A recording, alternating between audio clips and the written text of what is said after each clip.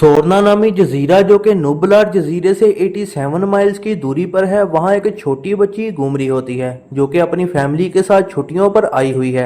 उस पर छोटे डायनासोर्स हमला कर देते हैं। लड़की के पेरेंट्स ये देखकर जेनेटिक्स कंपनी इंजन पर केस कर देते हैं।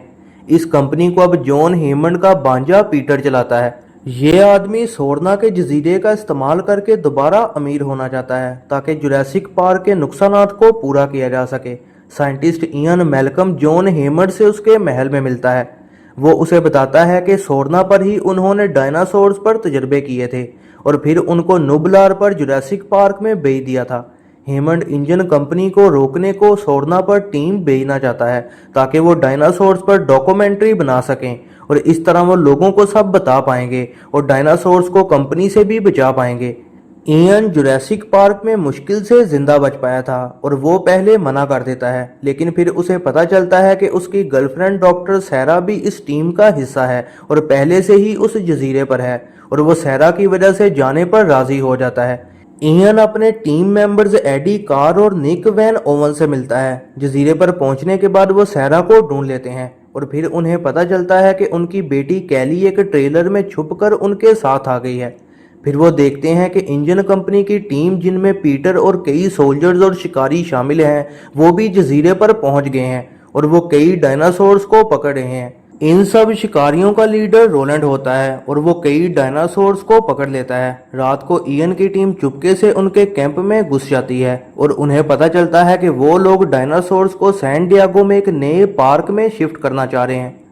इयन और सैरा चुपके से कैद किए गए डायनासोर्स को आजाद कर देते हैं और डायनासोर्स कैंप पर हमला कर देते हैं।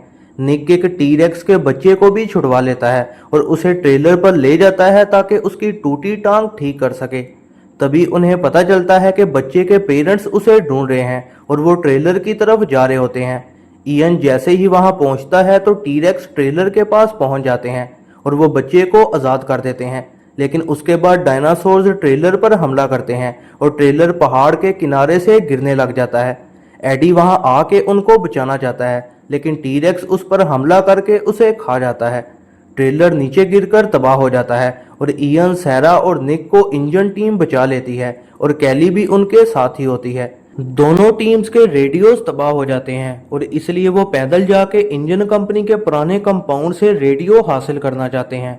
डीटर, जो कि इंजन की हंटर टीम का मेंबर था, उस पर छोटे छोटे डायनासोर्स हमला करते हैं और उसे मार कर खा जाते हैं। अगली रात वही दोनों टीरेक्स ग्रुप के कैंप को ढूंढ लेते हैं। टीम बचने के गार में भाग जाती है, लेकिन हंटर टीम का साथी रॉबर्ट बर्क मारा जाता है और फिर रोलैंड मेल टीरेक्स को नशे वाली गन से बेहोश कर देता है।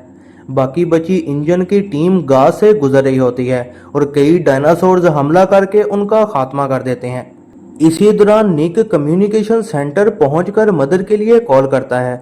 इयन, सैरा, कैली भी पहुंच जाते हैं और डायनासोर से बचकर एक हेलीकॉप्टर पर वहां से भागने में कामयाब हो जाते हैं।